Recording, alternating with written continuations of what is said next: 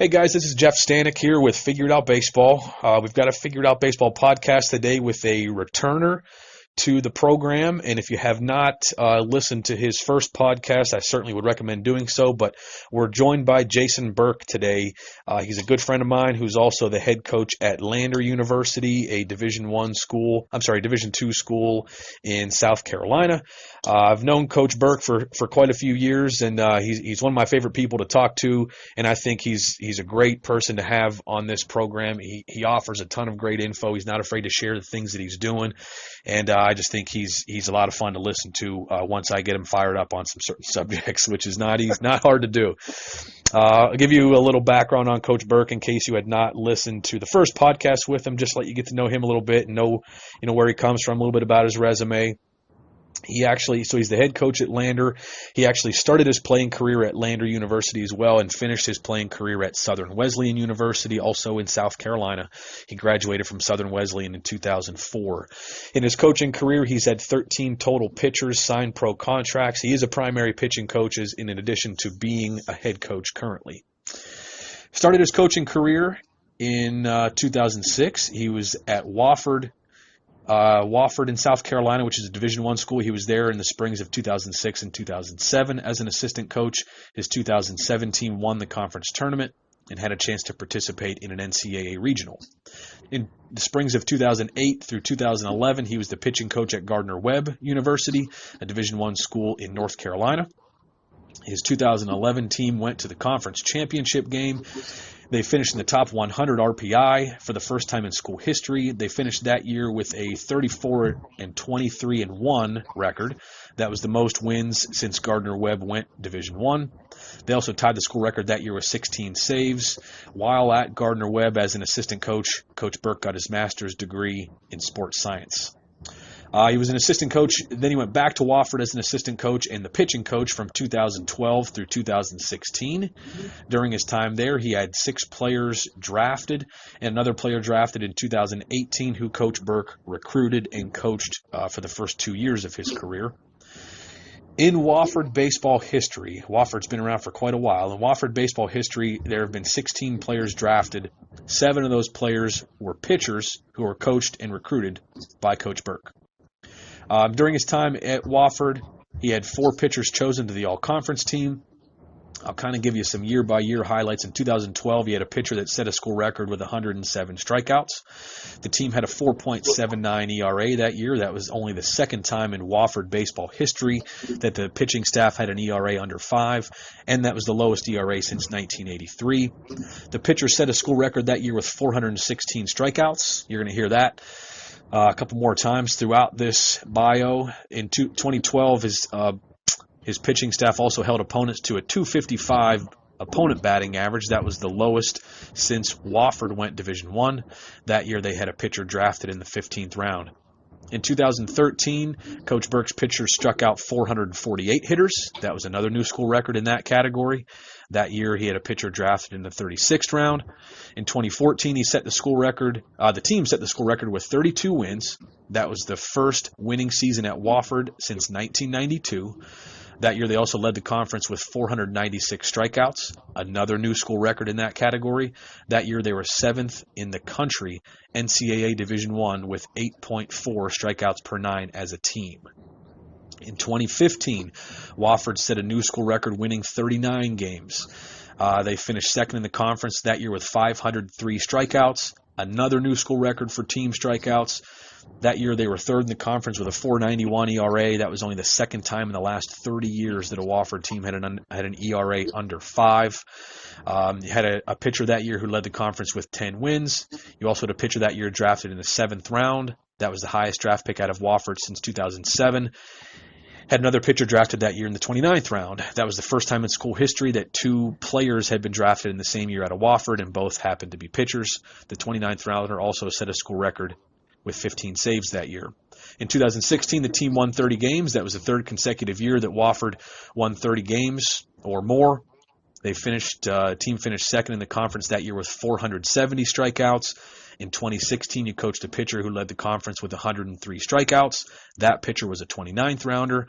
That same year, you had you coached a pitcher who led the conference in saves. That guy was a 6th round draft pick, and he became the highest draft pick out of Wofford since 1983.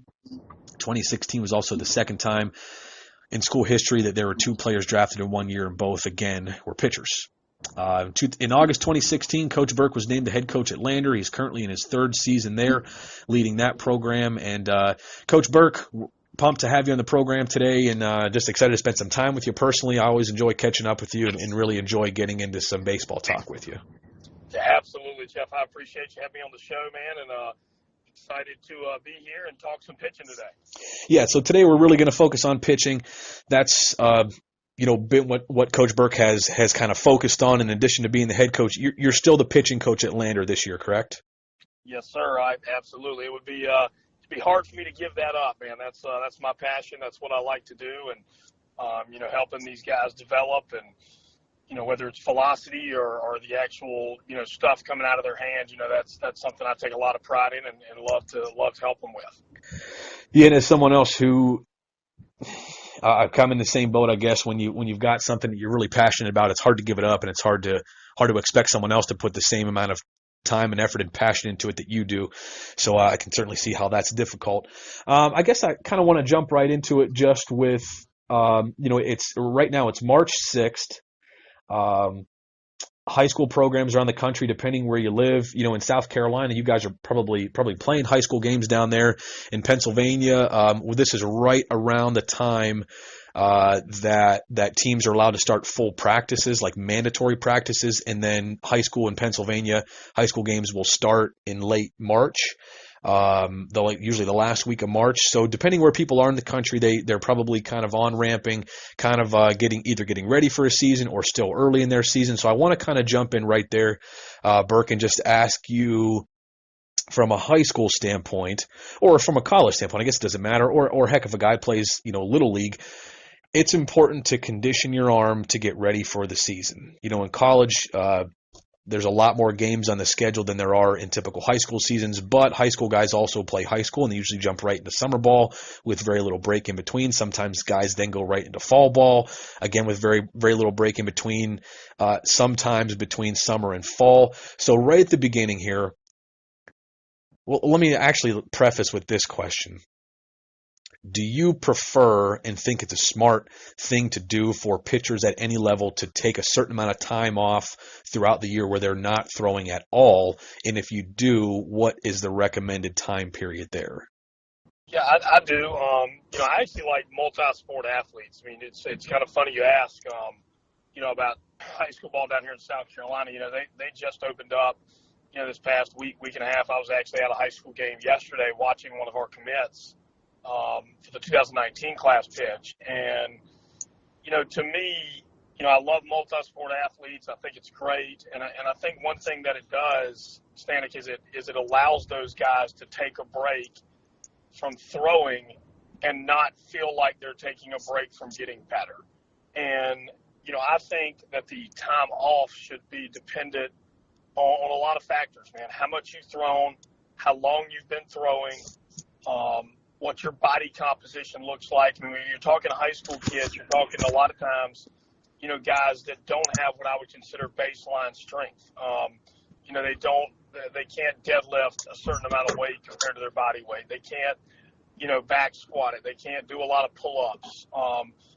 Physically, they're just not the same guy that I'm coaching. And the funniest way to say this is I took my little 8-year-old with me to the game last night.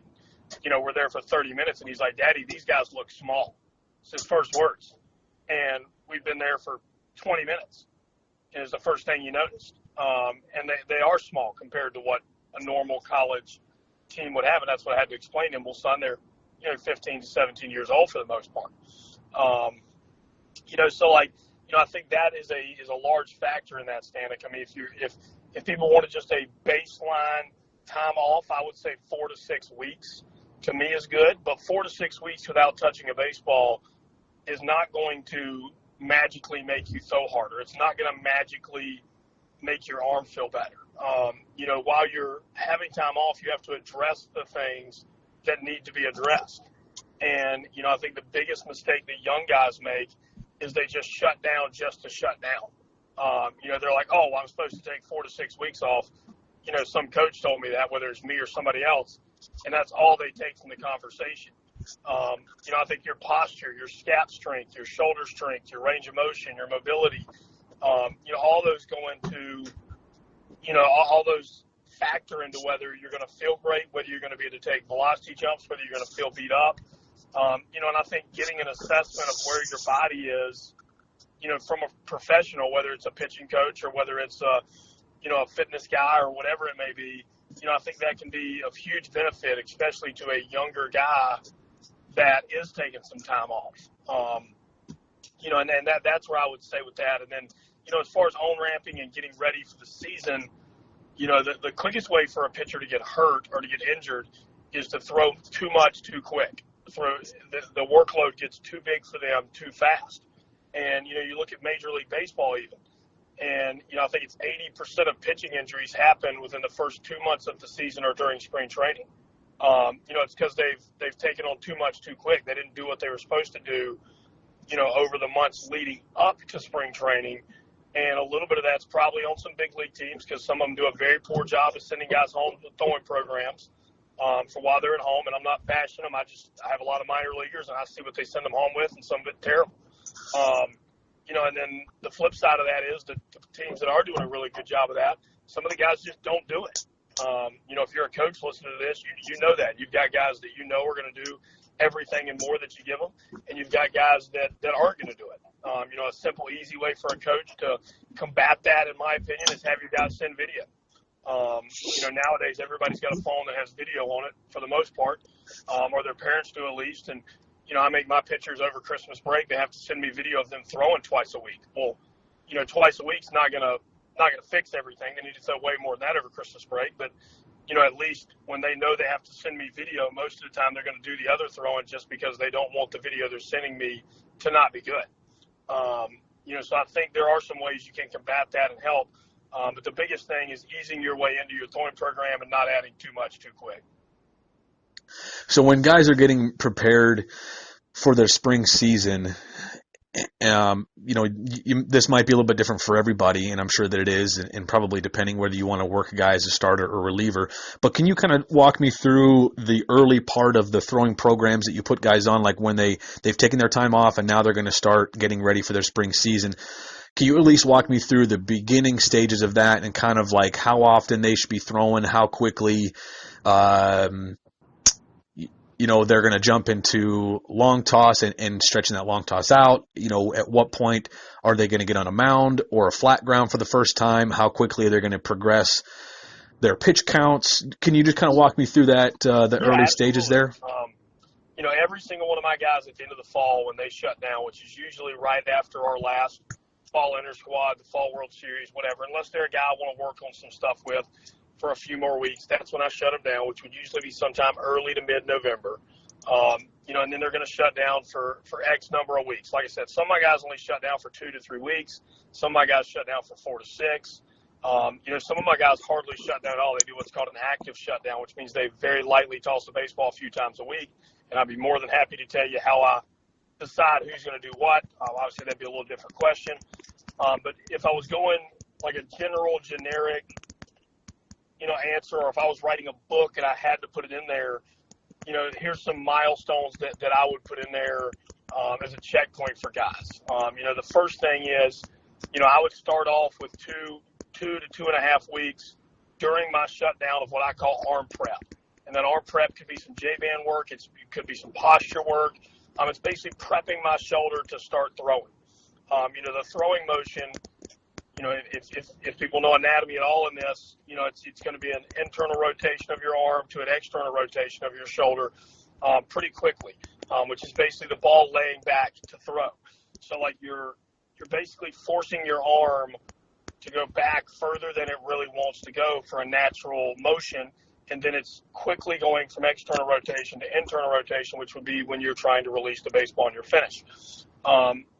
With that in mind, you want to ease your way into that. And arm prepping to me is huge.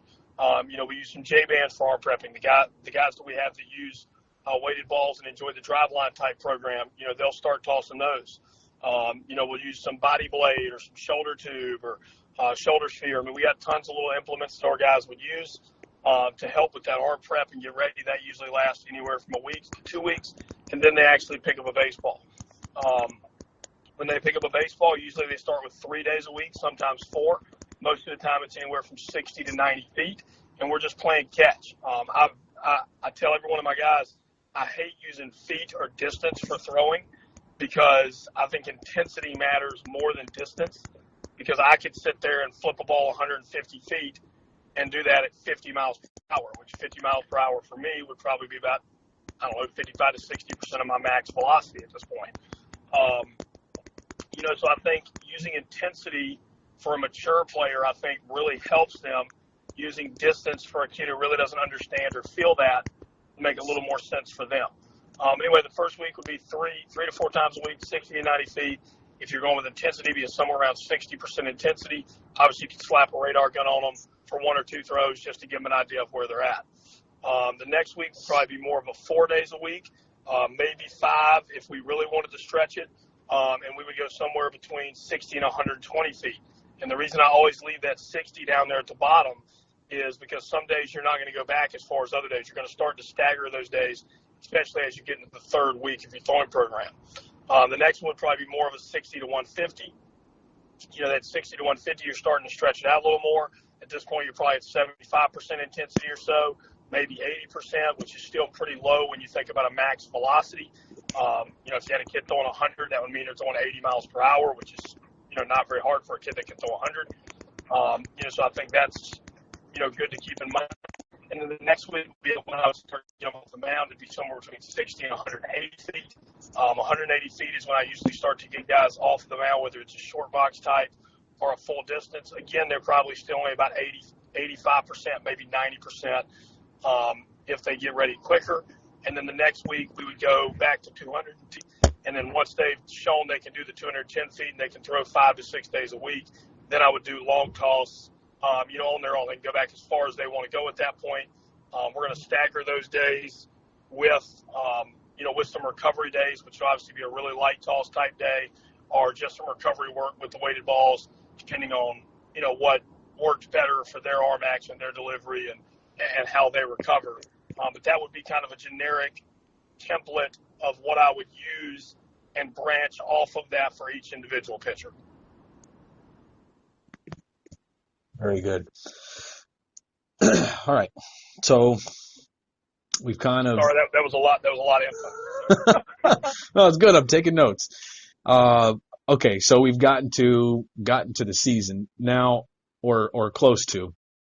So when you're in the season, and these are things that I experienced like as a high school head coach. I was never a pitching coach, and I was sort of not flying blind, but sort of like feeling my way along throughout the season. And I had a pitching coach when I was a high school head coach that was pretty good. I think he had a pretty good feel for things and pretty good understanding of things, and I really let him kind of dictate what to do with our pitchers. But I'd like to hear it from you and how you decide this. So when you get into the season, you have guys that are, in college, you probably have more strict roles with your guys. Like some guys know their starters, some guys know their relievers, some guys might bounce around, or like in 1 week, if you have an extra game, obviously somebody's got to make a spot start. That kind of stuff happens. But but it's kind of, for relievers especially, it's unpredictable when they're going to throw. They know when they might throw, but they don't know actually when they're going to get in the game. How do you as a pitching coach decide when guys are going to throw bullpens or flat grounds during the game? And if you wouldn't mind talking me through like maybe your starters, kind of the plan that they're on, and then relievers, because again, relievers, they really don't know when they're going to throw live, so they kind of always have to be ready to throw live, but at some point they got to throw a bullpen or a flat ground. Would you mind just kind of talking about how you make those decisions throughout the season with your guys? Yeah, no problem at all. I mean, I think, the reliever thing is I think very different and very personal. The guidelines I give my guys are this. I tell them we want to throw hard as often as we can throw hard. And you have to use some discretion with that. So, a general rule of thumb, in my opinion, is once you've long tossed or done pull downs, which would be, backing it up, getting your arm prepped, to throw hard. Maybe you back it up to 240, maybe back it up to 340 feet, depending on how good your arm strength is.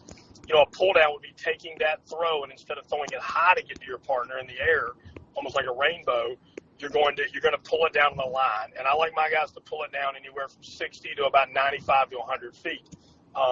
Some guys start pull downs at 200 feet.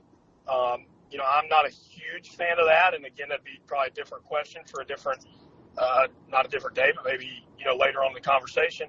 I like it to be a little bit closer to your partner and to just give a tiny bit of that. I like for the release point to be out in front. I think it helps them get the release point out in front to be closer as opposed to further away. And I think that correlates better to the mound and better to increased arm speed, which is obviously why you're doing the pull down in the first place. But I think, getting your guys to buy into the fact that they can throw hard pregame and still throw hard in the game is very, very hard. But once they actually see it on a radar gun, I think it is very easy for them to buy into. One of the closers I had at Wofford, he was a 6th round draft pick. He would long toss all the time before games, and he was the guy that would ramp it up to 95, 96 miles per hour at times. And if he long tossed, he may only touch 93 or 94. But in the game, you can still win with 93, 94 pretty easily, as opposed to 95, 96. And, my thing for him is, man, we're building you for the long haul. We're not building you for this one day. You don't even know if you're going to pitch this one day. So why save bullets when you don't even know you're going to throw? So I think them understanding that is huge. Some guys need one day off in between long toss days or velocity days, I would say, and some guys need 2. As a reliever, very rarely do people need 3, but there are some times that they do need that. I think you're obviously rolling the die, and if they don't throw that day, and maybe it's a Friday night and they throw long toss as a reliever and some pull downs, and they don't throw Friday and then they throw Saturday, obviously you got a little bit of soreness in there, and it could end up costing you a run or costing you some runs in that game with that being the case. But again, I think you're building them for the long haul. You're not building them for that one day. So that's huge for me. As far as getting off the mound for relievers, my rule of thumb is you don't want to go more than 3 to 4 days without touching the incline. So if you're a guy that's been 3 or 4 days since you've gotten off the incline, you need to have some self-awareness at the college level and know that I've told you that multiple times, and you just need to hop right on up there and get some work. Whether it's during the game, post-game, before the game. I think some guys can throw a short bullpen before the game and still be fine during the game, and some guys can't. So again, I think it's having some self-awareness. If I was a high school coach, I would make myself an Excel spreadsheet, and I would keep up with, when they're actually touching the incline. A lot of those guys are, your shortstop, your third baseman, your center fielder. I think you've got to be careful with how much they're doing that. But again, I would try, if they're a reliever, to make sure they're touching the incline somewhat of every 3 to 4 days. And the biggest thing for the reason why is recovery purposes. And I know that sounds crazy when I first say it, but if they're not used to being off the mound, but once a week whenever they're throwing in the game and they're not used to a bullpen, and then all of a sudden you need them twice, they're going to get beat up pretty quick. And, you wanting them ready for that next week, you're going to be like, man, it stinks the kid wasn't as good this week. Well, he wasn't as good because he's not used to the workload you gave him. He needs to be used to getting up on that incline every 3 to 4 days if that's eventually what you see him trying to do in the game. As far as the starter goes, I'll just use our Friday night guy as an example and kind of work from that. He's going to pitch on Friday. At this point in the season, he's pretty much fully built up as far as pitch count. I keep up with high-stress pitches way more than the actual pitch count. I think, you could throw 100 pitches and you could win that game 10-0 and you could never get a runner past second base. Or you could throw 100 pitches and you could win that game 3-4 and have runners on every single inning. And I think those are two completely different outings as far as how your arm and your body are going to respond to it. So I keep up with high-stress pitches. There's no exact science to that. Everybody's stress level with runners on or starting a game or, whatever the case may be a little bit different. But I think those high-stress pitches will give you an indication of how sore they're going to be, way better than just the generic pitch count. So I'm going to go off those high-stress pitches and base their week off that. If the percentage of high-stress pitches they had is over 25 to 30%, I'm going to go into a full-blown recover for 2 days. If it's less than 25%, I'm only going to go with the generic 1 day. that next day, which would be Saturday for our Friday guy, would be a full-blown recovery day. We're going to have a circuit workout type thing that he's going to go through. It's going to include some med ball stuff. It's going to include some body blade stuff. It's going to include a little bit of running stuff. It's going to include a lot of range of motion for his arm. And it's basically going to help him create blood flow throughout his body and get all the blood from his legs up to his upper body. There's certain things that your lower body contains more of, like testosterone. And if I can shoot that up to the upper body while I'm doing recovery, it will obviously help me do that. If not, then I'm not getting everything I can to recover. If they had, more than 25 to 30% high stress, they'll repeat that workout most likely the very next day, or I'll modify it a touch to that person, and they'll be very, very light on their arm. If they had less than 25% high stress, then they will then go into a toss session the next day, which will be like a mid-toss. For some of our guys, they go back to 90 to 150. For some of our guys, they'll go back to, 120, 180. And they're just going to stretch out their arm. No high-intensity throws, but they might come in and do some short work on their delivery. They might do some drill series with some weighted ball stuff. They might do a little bit of spin or change-up catch play, just to get a better feel for that pitch. And then for the most part, the next day, which would be Monday, some of the guys are going to go ahead and throw their short box bullpen. Some guys like to wait till Tuesday to do it. My Friday guy this year does like to wait till Tuesday to do it. He just did his yesterday. And that bullpen's really going to go off of, did they have something they struggled on and we need to work on them, or do we need to work on how they need to attack this next week and who we're going to play? I do a lot of their midweek bullpen stuff out of the stretch, not out of the windup. And the reason I do that is, most swing pitches throughout a game come out of the stretch, not out of the windup. So the more work I can get them out of that, I feel like the better prepared they are to make that big pitch when need be. And then they would go back into recovery mode. They wouldn't do a full recovery workout, but they would do all their recovery stuff as far as, maybe they're going to floss their arm, maybe they're going to do more activation stuff, a little bit more posture stuff, some gasser type conditioning to get that blood flow rolling. And then the very next day after that would be Thursday, which would be the day before their start. Really a lot of personal preference in that, but most of the time they're going to light toss, get a little bit of feel for their off-speed stuff, some really light sprints and a lot of flexibility and mobility. And then Friday they'd be right back on the mound for a start again. So just, the times that we've talked, whether it's on a podcast, whether it's just, kind of you and I just chatting personally, prehab, rehab, those are things that you talk a lot about, obviously believe in a lot. You just talked about it now. And mobility, we'll work mobility in there as well, and strength training. For you, talking to a high school player or a high school coach who maybe is not so familiar with that stuff, maybe not that comfortable, in your opinion, how important is that stuff for them to figure out or to get into their routine if they're going to stay healthy and going to continue to get stronger throughout the season? Yeah, I think it's huge. At Gardner Webb, when I was getting my master's degree, part of my master's degree was a course that made me a certified strength conditioning coach. And, I didn't realize how important that stuff was to the recovery of a pitcher, to adding velocity, until I had that class. And once I had that class, it really opened my eyes to, there's a lot more to this than just how much weight I can put on a bar. I think that was how I viewed strength conditioning was, okay, can I sprint? Can I, do this workout as far as, maybe, some suicide type things or some agility work or, poles or whatever it may be. And then, okay, how can I improve my squat, bench, deadlift and hang clean? That was how I viewed it. And when I had that class, it really opened my eyes to how does the body actually move? Like what helps me sequence up my delivery? What would help me with motor control, which would be, in pitching terms, how do I sequence my delivery, or, how do I help a kid sequence his delivery for power? How do I work from the ground up? How do I recover from a soft tissue standpoint? So I think if you're a high school coach and you really want to learn something that's maybe a little bit outside your comfort zone or your box, I would encourage you to dive deeper into the strength conditioning side of things. I think you could find some really, really cool things that really help your players, not just your pitchers, from a recovery standpoint or from a, movement standpoint on how they're able to control their bodies.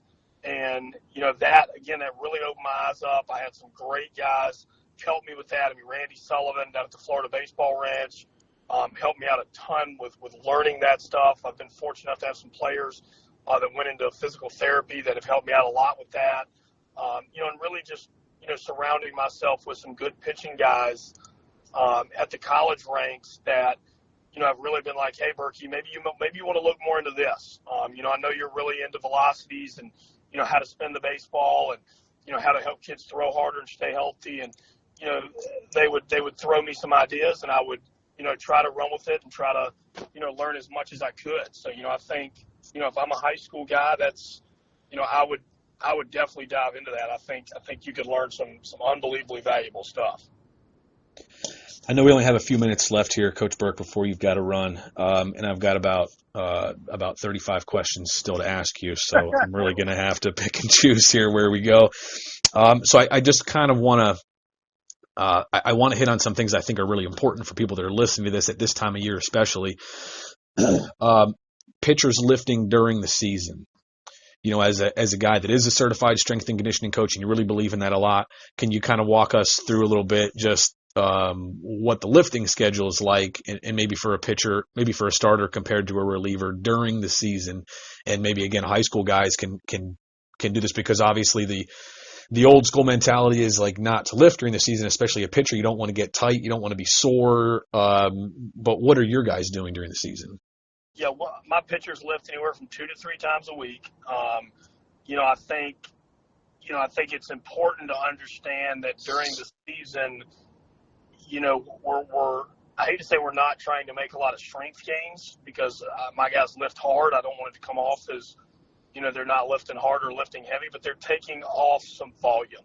So like if they're normally doing 3 to 4 sets, they're going to do 2 to 3 sets of something.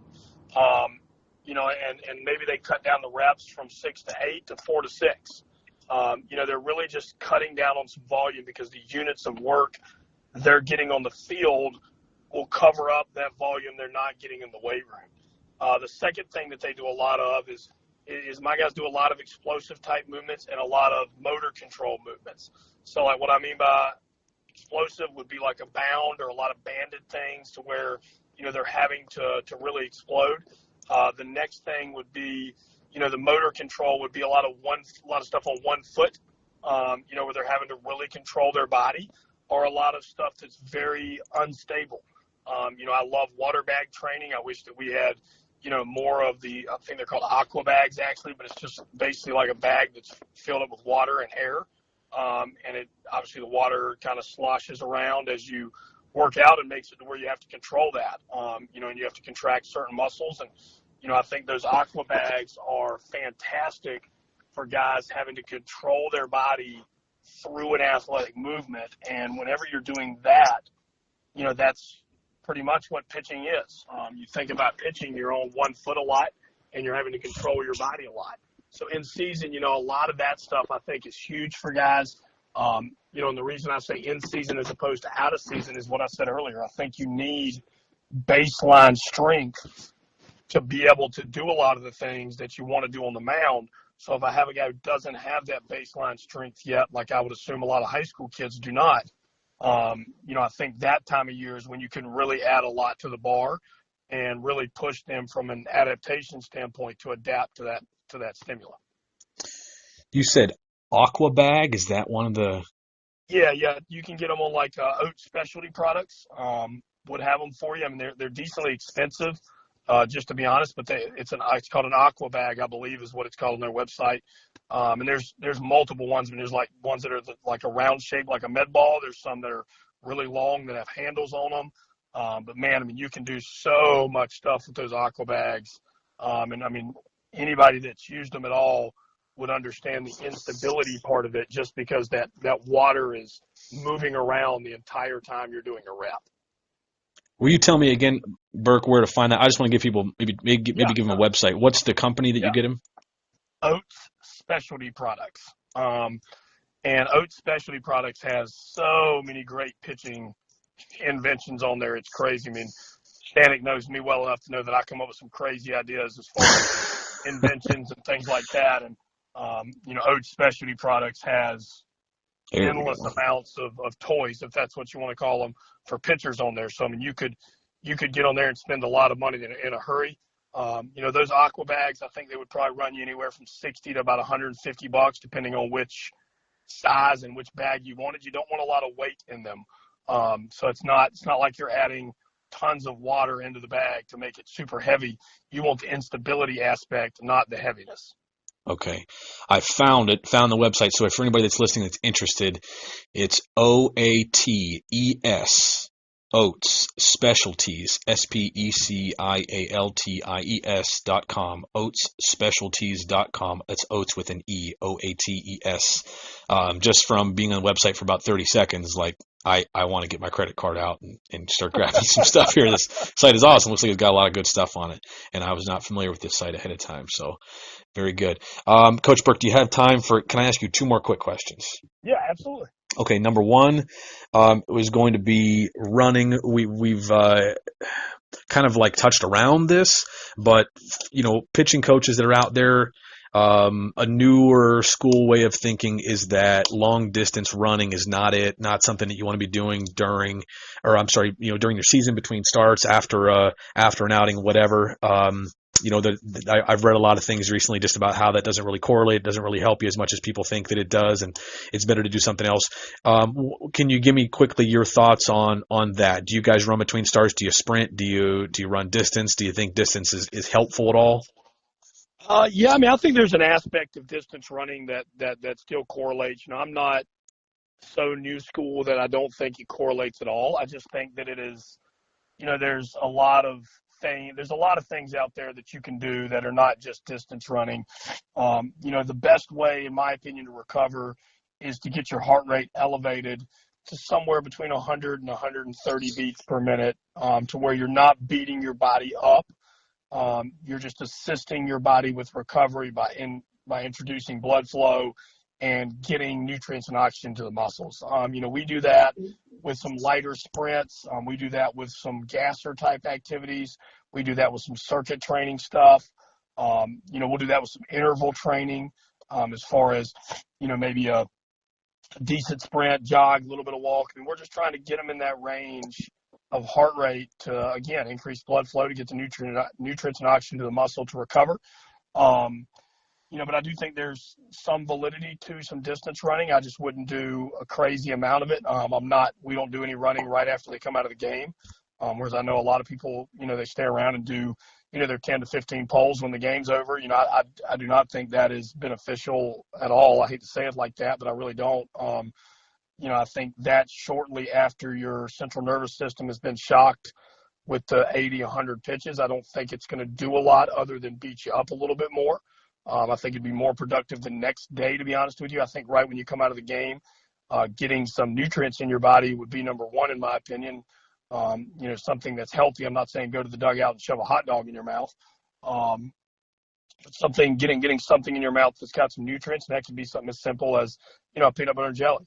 It doesn't have to be anything elaborate. And then I think getting full range of motion into your arm is big as well. I mean, every one of my pitchers eat something when they come out of the game, and every one of my pitchers try to get full range of motion back in their arm as soon as possible right after coming out of the game.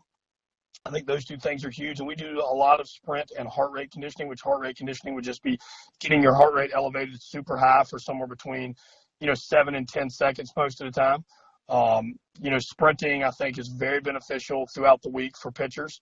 But I think you got to pick and choose a little bit of when you do it, because sprinting can beat you up a little bit. And I think you just got to be careful with what days you're sprinting, how much you're sprinting, how much you're beating up your body. And, I think if you can do a good job of mixing and matching those things, I think you're going to benefit the most from it. I think a little bit of that is just personal preference. I think that's good. So the idea, I think the old school idea of distance running is kind of what you said. I think people are thinking blood flow, help the body recover, get the lactic acid out of there, and your words, to create blood flow and get nutrients and oxygen, circulating around the body is kind of what you're after, but you just think there's a better way to do it than straight up long distance. Yeah, and I think, the biggest knock I would have on distance running, if we're going to use that primarily for recovery for pitchers, would just be exactly what I just said. I mean, you want to get the heart rate somewhere between 100 and 130 beats per minute for maximum recovery as far as the blood flow, as far as the blood flow goes. And if you really look at, where your heart rate gets on distance running, it will get to that, but it takes a long time for it to get that high most of the time with most people that are in decent shape. And you're talking about coaching most of the time a 15-year-old to a 23-year-old, and they're usually in pretty good shape. And then, from the other standpoint of that, I'm trying to minimize the wear and tear on the body. And if you're trying to run distance, I like to run distance personally. I ran 5 miles yesterday, and it was 10,000 something steps. I mean, that's 10,000 times, 5,000 times per leg that I'm just beating on my joints.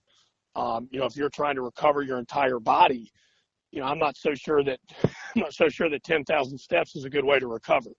That's a lot of wear and tear on your body. But again, I think there is a place and time that stuff is very beneficial, man. I think that, again, you have to have some type of baseline cardio in an anaerobic and aerobic state. So, I don't think that it's completely obsolete like some people do. When you're doing the shorter work where you're trying to get their heart rate up quicker, how long, like what kind of duration are you talking for? How long are you going to go into one of those workouts or circuits or whatever you end up doing with the guys? How long are you going to end up going into that, keeping the heart rate up? Yeah, our heart rate workouts is what we call those. It's going to be 7 to 10 second burst. We're going to take usually about 3 times the workload as rest. So if we're going 7 seconds, somewhere around 21 to 25 seconds of rest. If we're going 10 seconds, we're going to do somewhere around 30 to 35 to 40 seconds of rest. And then basically what we're going to do is, we're going to go through that 6 to 10 times most of the time. So you're going to have, 6 to 10 workload sets. Gotcha. Last question, Coach, then I'll let you go. For somebody who is looking for an instructor in their area, and this may not be the time because a lot of guys are getting into high school ball, but it certainly is something that, throughout the summer and fall, guys are looking for instructors in their area, a pitching coach they can work with. Can you give me maybe a couple questions they should ask, or a couple things they should be looking for in an instructor to feel like, all right, this guy knows what he's talking about. This guy's going to help me to get better and not get worse, and I can trust what he's teaching. Because I think I can probably guess pretty accurately that when a young kid is going to an instructor, they're trying to gain arm strength, gain velocity, stay healthy, and probably increase get their stuff to be better. Is there a couple things maybe you can point out that people, maybe parents, should ask or look for when they're looking at instructors, and kind of maybe picking between a couple that might be available in their area?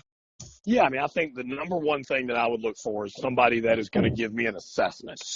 And what I mean by an assessment is, are they actually going to check my body out from a mobility, flexibility, and strength standpoint? And I'm not saying they have to be a strength conditioning coach, but when you're talking about getting better as a pitcher, I mean, if you add velocity to somebody who's not ready for velocity to be added, you're basically throwing a match on a fire. You're adding velocity, but you're increasing your chance to get hurt. And I think, guys need to understand that. They need to understand that is a huge part of what they're trying to do, is that assessment part of it. So, I think that's the first thing. The second thing would be, are they using cameras? I think, when you're looking at a pitching motion and you're trying to do it when somebody's throwing 75 miles per hour, even maybe not even 90, and you're acting like you can see it all with the naked eye, I think that is very, very, very, very hard to do. When I'm doing that without my camera and actually looking at it, a lot of times I'm just going off, okay, well, this is what I've seen in the past when a miss is in this spot. So like I'm basically guessing without guessing is a good way to say it. So like those would be the two things that I would look for. Is this guy, really, really assessing my body and the needs that my body have compared to everybody else? And is he at least at some point in time, videoing what I'm doing so that he can actually make sure that what he thinks I'm doing, I really am doing. Those are really the two biggest things for me. If it was my son going to somebody and me spending the money, that I think is where you get your biggest bang for the buck. Awesome.